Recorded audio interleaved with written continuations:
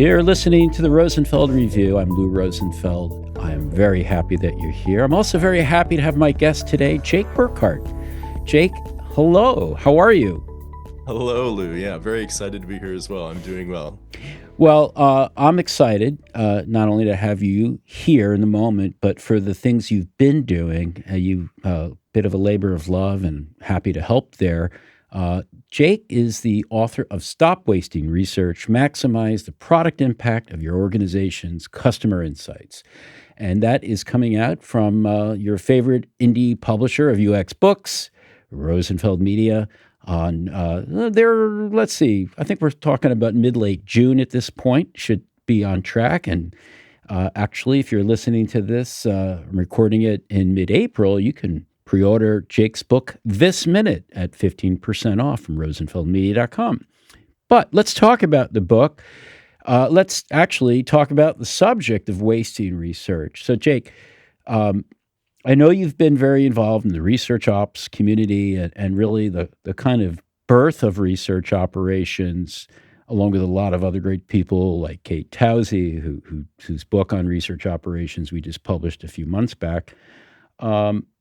What happened that all of a sudden we're hearing research ops in the last few years? I mean, there's so many researchers that are still trying to get a seat at the table. Is this for people who've I got my seat. Now what? That's a great question. I made a small contribution on the board of ResearchOps for a couple of years, helping shape publication of articles and helping the community kind of put out some perspectives. And my emphasis is always on getting more done with research, which is sort of a small piece of the overall umbrella of research ops. And I connect out into design ops and product ops and, product development processes at large to say, how can we get more juice out of what researchers are finding? How can we enable them to be more impactful? How can we turn what is often framed as like an individual researcher's challenges into collective challenges and systemic processes so that more of the most important planning decisions are informed by research learning, an outcome that everybody can kind of nod and agree to, but is difficult to, operationalize and actualize. And I've just put, a lot of time into a book full of ideas on the subject. And about the seat at the table, I think that's always such an interesting topic where it's something that it's a framing that's used. And when you ask people what it means a lot of different things. For an ops person, it's about, getting the resources they need maybe to really support researchers in the development of research systems in an organization. Love Kate Towsey's book. She could probably speak to that piece much more eloquently than I could, and definitely could, in fact. And for a lot of folks, they're really showing up with their latest burning learning where they really want that learning to be advanced. Practitioners, even research managers, trying to find ways to fold in the latest research. There's sort of the front of the ticker tape is often what shows up at the table when folks have an opportunity. And what I'm trying to do with Stop Wasting Research is to say, organizations care about basing their decisions on research learning at large. The underlying intent is help me make smarter decisions. And new research plays an incredible part of that. Folks are so much of the conversation about research has been about conducting great research. And, when we picture research impact in that moment of impact, we bringing folks along for the ride in the development of a great study, conducting a study, all those things that are very much partnership focused. And researchers are doing amazing things in those processes. There's always ways to improve it, but we're kind of hit a point where only so much impact can happen in a study's time frame. And so with the seat at the table, how can we instead show up with just the latest and instead say, here's what we've learned that's important for now and the focus of today or this facet or this quarter or goal or whatever, and say, this is the sum of what we've learned. How can we get more from this? This is, not just problems, but opportunities for growth. the things that the organization cares about this flailing metric or what have Hmm. you, and to show up with a more integrated community perspective rather than treating it as a study by study basis, which has got researchers a long way, advanced a lot of careers. But as someone who's spent a lot of time looking at research that's already been conducted, I could tell you that there are amazing findings and insights that did not make the cut. And Well, how can we get them there? yeah. So, I mean, it sounds like you're trying to get people to move away from thinking. I mean, like it's good that they identify a problem and then say, well, we should do some research or we need research. I guess you're saying don't necessarily do research. You may already have done it. And I'm looking at your book cover behind you, and I'm seeing that river flowing of research. And I think you're kind of recommending that we look at that river and dip in, Hmm. rather than trying to start a new river every time or a new Right. stream or what have you. I'll beat that metaphor to death, I'm sure, at some point. The But okay, so if we're trying to avoid waste, we're trying to be more efficient. To me, that implies that the organization's already invested a lot in doing research and acquiring research, maybe even building a research repository out to store it, or on the brink of doing so. What about organizations that aren't necessarily there yet? Like I'm taking in an extreme case, like let's say a startup, Hmm. SaaS startup. Do they Are they at risk of wasting research? Does your book help them, or is it really more for larger organizations that are more mature and just have more volume of water flowing down that river? Yeah, that's a great question. And, granted, when you think about and you feel research waste, when we talked about a use case for this book, it's someone who's seen one of those insights go and wants a more systemic way of making progress. When you have a big body of research, it can feel more obvious. You could sort of ask that question that's what would our competitors pay to know what we're Mm. forgetting. And as we sort of like pull together some and do some early experimentation towards reactivating old stuff, we think, oh man, there's actually a lot here. And the continuous rediscovery of it to complement continuous discovery is going to add a lot. But to your question, do you feel that pain as a startup? Well, I've certainly advised startups about how to structure things for the long term. And I think there, you can think, a UX publisher, we could think about UX research. I've certainly spent most of my time in, as a research in a disciplinary home in UX research. But over the last years, I've taken a much broader definition. I think it's part of a larger trend to think about customer insights and the various sources within an organization. If you're a decision maker, and when I got started in .com, the number of different folks that would come to you with customer insights was really low. It keeps going up. They have to Hmm. synthesize it, all those things. Those problems actually happen in startups. They're not at the same scale as when you're working at a large organization with bigger teams, but it's still there. And more than that, when you think about who's motivated to stop wasting research, we talked about different audiences for the book. Obviously, research leaders and practitioners are going to feel that pain. We could talk about decision makers, design, product, other sales, marketing, other leaders who want to see more research-based decisions, and operations folks. It could kind of come from any one of those. But in a startup environment, researchers are often trying to set up the systems that are going to help them be more impactful and find those practices and habits of connecting with other disciplines that can scale up. So not everything in the book will resonate in the same way, but the book is a few introductory chapters to kind of set the stage that any organization could do and kind of frame the problem and the root causes of research waste. Then it's a bunch of ways forward and ideas. The idea is that no one's going to take all of these on. It's about looking through the menu and saying, what experiments do I want to try? And there's experiments for startups, there's experiments for the big enterprise, and everything in between. Well, I think you actually address pretty nicely some of the root causes. Can you summarize them for us here? Yeah, yeah. So the way we framed it in the book is we came in on three. So there's preparing research, preparation, there's motivation, so for using research, and integration. So let me talk about each of those just a little bit. Each one of them gets three chapters of way forwards and action ideas and examples and all sorts of things. So on the preparation side, it's, you know, again, as I spoke to earlier, research is sort of treated across disciplines as individual study units. And we focus a lot on the study and the report or, certain outputs as the unit of research. When decisions are made based on what do we know about particular topics, about particular needs.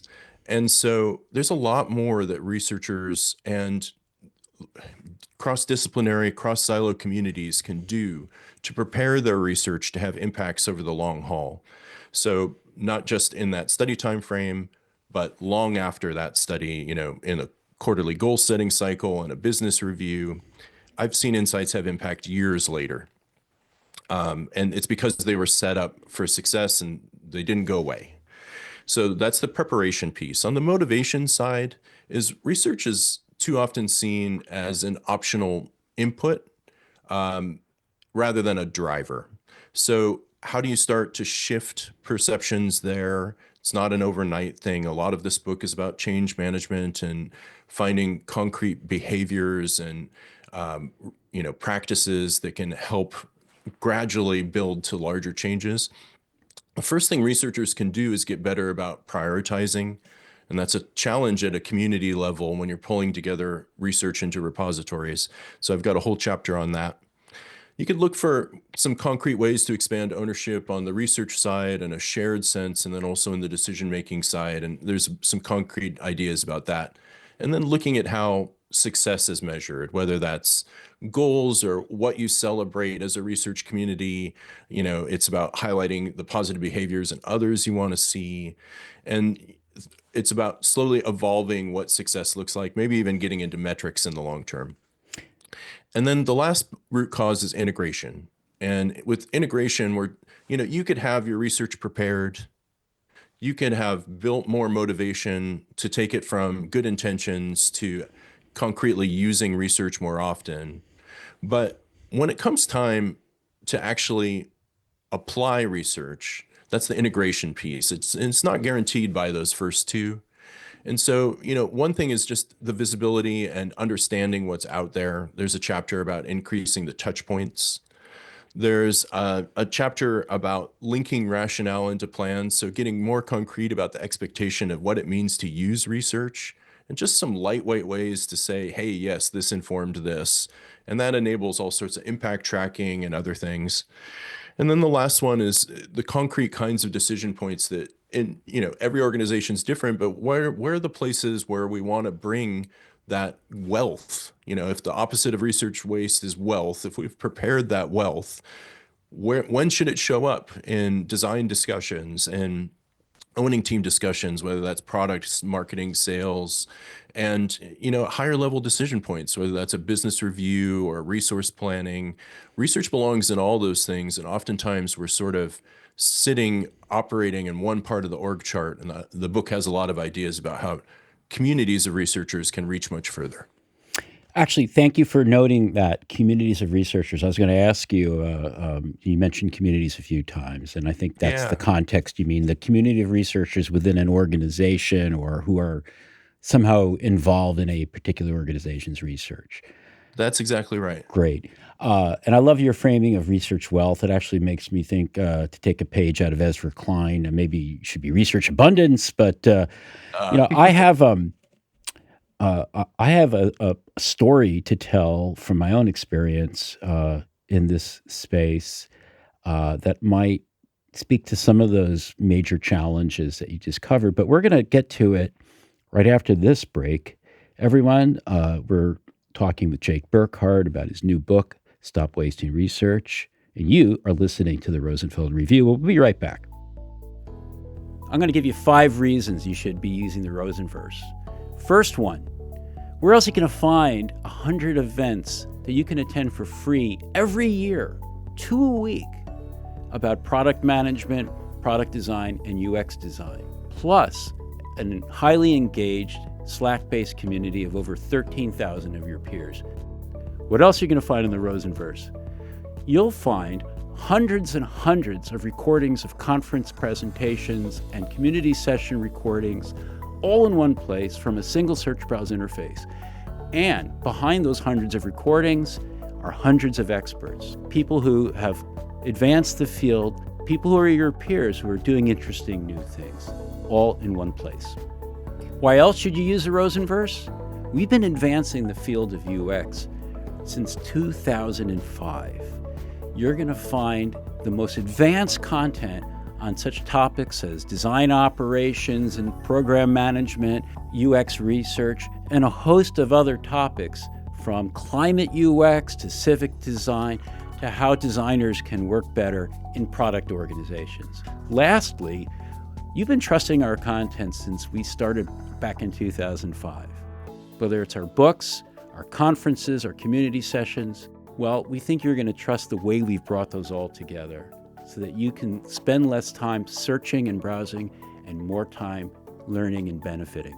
I hope you'll try out the Rosenverse, and I hope you'll consider upgrading to a gold paid membership because it brings you a lot more. Not only do you have access to hundreds and hundreds of recorded conference presentations, but you also get access to the Rosenbot, which is a ChatGPT 4 level chatbot that we've been training on all of our content, including our growing collection of nearly 60 books and counting. It's all there, it's all great content, and the Rosenbot is a cutting-edge way to get at it. You can try the gold membership out with a trial for 2 weeks. Give it a try. Hope you like it. Welcome back to the Rosenfeld Review. We're talking with Jake Burghardt about his new book, Stop Wasting Research, coming out in June of 2025. I'm Lou Rosenfeld, and I've got a story. Jake, I think it was like 15 years ago when I was still an independent consultant. I was easing into being a full-time publisher, but I wasn't quite there yet. And I was doing consulting for quite a while on retainer with PayPal.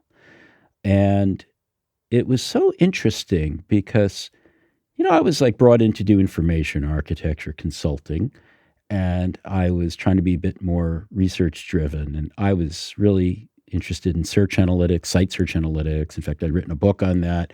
And I really was like, guys, you got to have, you're so big and there's so much searching going on. Can you get me that log information? I'd like to do some exploration of your search logs. And, they're like, we'll start looking for it. And I think it took like 9 months, and they finally found it in Omaha somewhere. Wow. Like some customer call center, I don't know, something like that.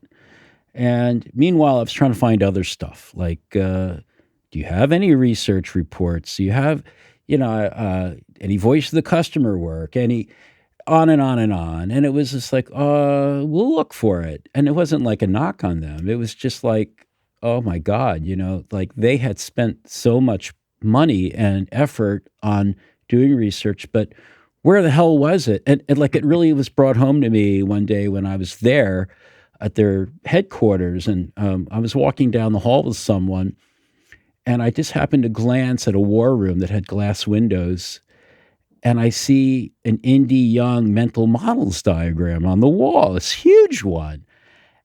It's like, I'd actually published the book at that point, but it was like, Absolutely. you guys didn't tell me you were doing that. I could have used that. So I got really like in a lather for a couple of years about the need to take all these different research silos and put them together. And this is before there was a repository industry. So I remember being really excited when Tomer Sharon, late great Tomer, rest in peace, who just passed last month, when Tomer was doing the work at WeWork and then later at Google and Goldman Sachs using the Polaris system.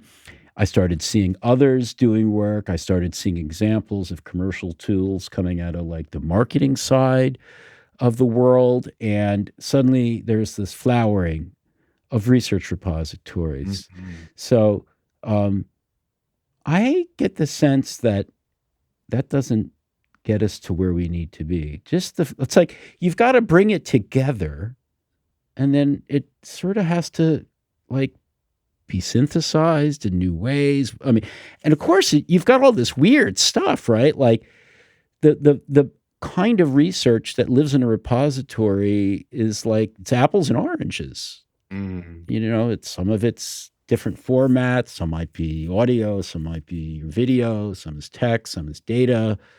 How do you like put it once you have it in one place? If you even get there, it seems like that. I thought that was at least half the battle, and now I'm wondering if that's like 5% of the battle. Mm.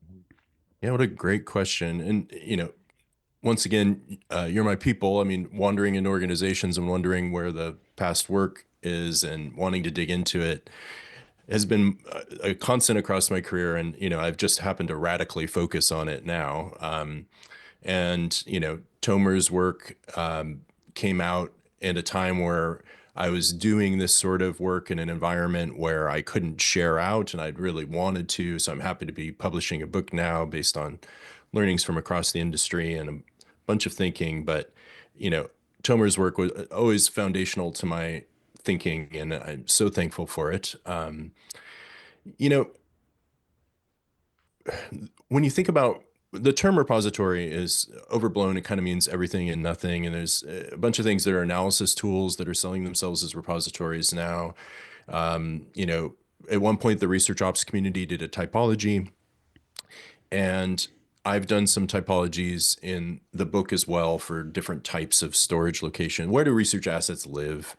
And I think to your question about, consolidating and the value of it,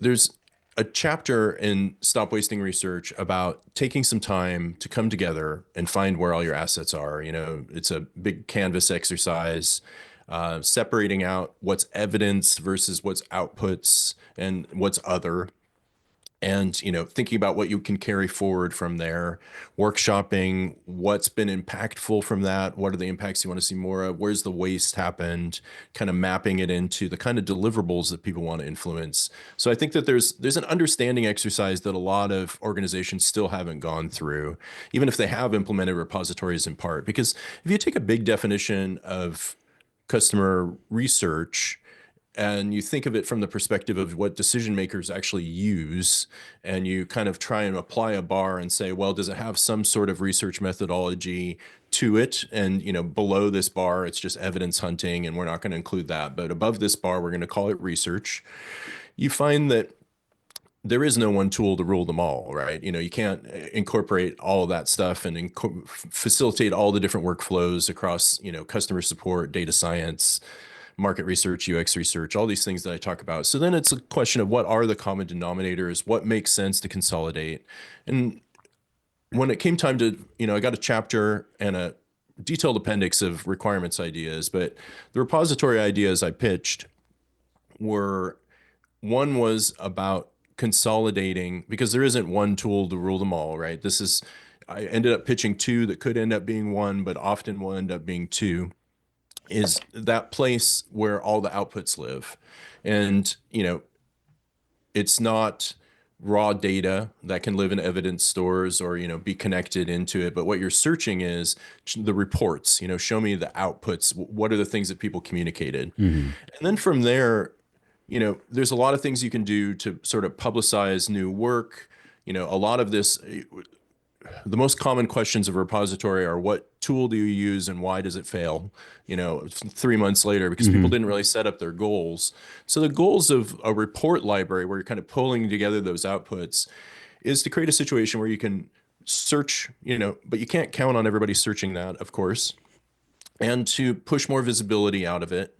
But then once you have the information, the bigger question of, the point you're making there is, you can synthesize out of it, you could promote. So as a community, the things that haven't got traction, we can track all of our impacts from the study time frame and our study trackers and things. What's not getting traction, and how can we promote those? So the second type of repository that I suggested is called an Insight Summary Hub. And in terms of atomizing research, the model that I took in this book is the insight summary is the most useful atom for planning. And let me explain what an insight summary is just quickly, because this gets to your synthesis point, where it is a unique location. It can be in a internal tool that you guys are in an organization are already using, or it can be in some specialized repository tool. There's a lot of particulars that go into making those decisions. I cover some in the book. Kate Towsey has excellent sections on that in her research operations book. And each one of those insights has a distinct title, its own URL, and a summary of the evidence for that insight. And once you've summarized insights in that way, they're ready for planning. To this idea of preparing for planning, you can link to that and say, this is why I'm doing this. And that's a thing that researchers have always struggled with is, what do people connect with? Do they just pick and choose from the things in this report library? That's a pretty low point of view. Instead, how as a community can we build strong point of view by promoting out the top unaddressed insights into these summaries? We're not going to do it for everything. And we're going to try and push those forward into planning. And instead of expecting anybody to show up there, we're going to organize it in ways where we can push. So for those moments where we want to integrate, for those times we want to come back to owners of insights, where owner is the most important metadata, you have to have some knowledge of your organization. We're going to have stuff that's ready to go and ready to cite. And that leads to trackable impacts that can then snowball over time. So I think it's an important distinction you're making here, that there's a couple of different types of repositories, and the real value sounds like it's going to be in the insight summary hub. That's right. Yeah, insight summaries, and then it's a hub tool for them. So I love that, but the one thing I wonder how you might address is, if you have a hub of insight summaries or reports, those have been generated based on stated needs, right? Like, I need to know X, and that's great. And, that's really valuable. But there's also the unknowns, to quote the late not so great Don Rosenfeld. There's all this power of patterns that could be unearthed, but you don't necessarily know what to look for. And, if you're doing some sort of exploratory data analysis, maybe you get at it, but it seems like you'd have to roll your sleeves up and go to the sort of source repository. And maybe this is a great use case for Gen AI, but there's like a lot that you don't know that you have, or you just don't look at it enough to see patterns. And that's not even addressing all the research out there that may be third party generated, might be in your LMS. It might be just commercial stuff out there that, it would be cheaper to buy than recreate. How do you deal with the unknown unknowns? Yeah, I mean, what I talk about in the book are the unknown knowns. These are things that we've learned, but we're not capitalizing on.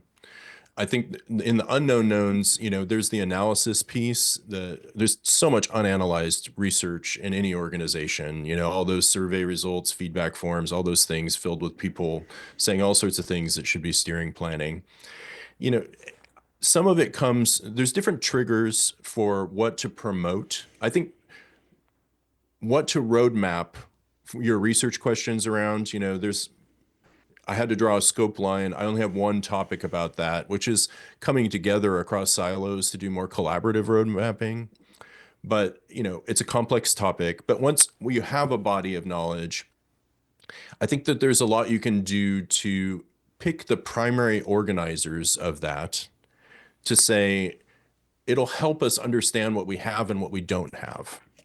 So you could look at it from customer-centered pivots or more insider-centered pivots. So you could say, from a customer-centered perspective, here's this set of jobs to be done that's being used across the organization, or a journey, or anything that has legs within an organization. And we're not seeing as many insights or research in this space. Is that because there isn't any? You could find the holes by using repositories, and that can drive research road mapping. Similar thing with owning teams or other internally focused. If you organize research by the different kinds of metrics or decisions it can influence, you can then look to find gaps. Essentially, you turn sets of metadata into histograms and start thinking about the gaps.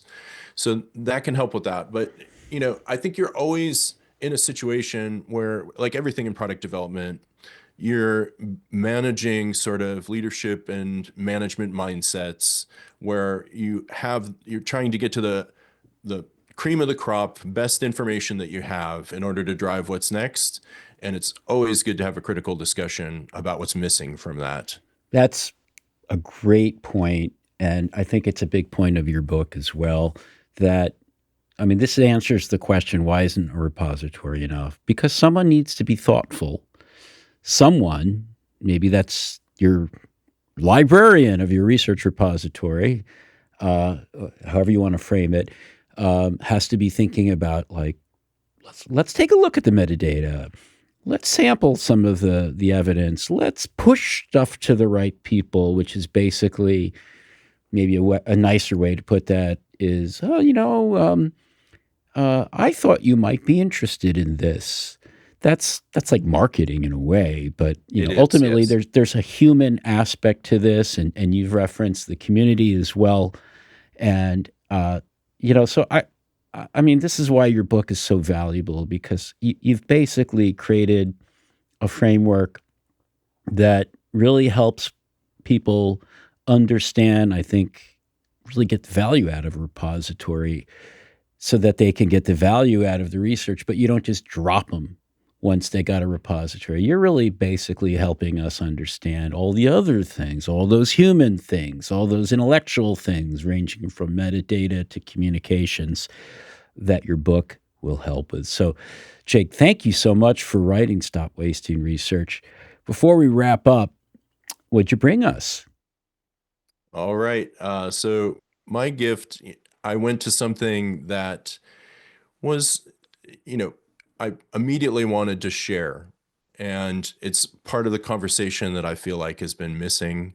It's an article by Alexander Knoll called Common Sense AI Integration. And it's published in Nielsen Norman Group. It's not anything obscure for this audience, but I just wanted to highlight it because it's about an analytical perspective on where AI should appear in a research system, where it can add value, where its gaps are. And they present a principled framework and apply it to different use cases. And they say their point of view. In this case, it happens to be the co-founder of Condens. And it's so refreshing in an environment where there's so much marketing speak and so many researchers struggling to figure out the best tools and approaches for their own work. And I want to commend it. And I hope that other tool makers are as transparent about their decision-making processes for it as we all learn together. Love it. That's a great gift for us. And so is your book. Everyone, it's coming out in June. Jake Burghardt has done us a great service by writing Stop Wasting Research, Maximize the Product Impact of Your Organization's Customer Insights. And by the way, customer insights are not just for UX researchers to be thinking about. Obviously, if you're a product person, maybe you're a product ops person, maybe you are a designer with a small d, whatever you are doing, maybe you're a business analyst. You have to make decisions. They're best made with research to support them, and you probably already have some. Let's stop wasting it. Jake, thanks so much for joining us on the Rosenfeld Review. Thank you. Thanks for listening to the Rosenfeld Review, brought to you by Rosenfeld Media. If you like our show, please subscribe and review it on iTunes, Stitcher, or your favorite podcast platform. I'd love it if you tell a friend to have a listen, and check out our website for over 100 podcasts with other interesting people. You'll find them all at rosenfeldreview.com.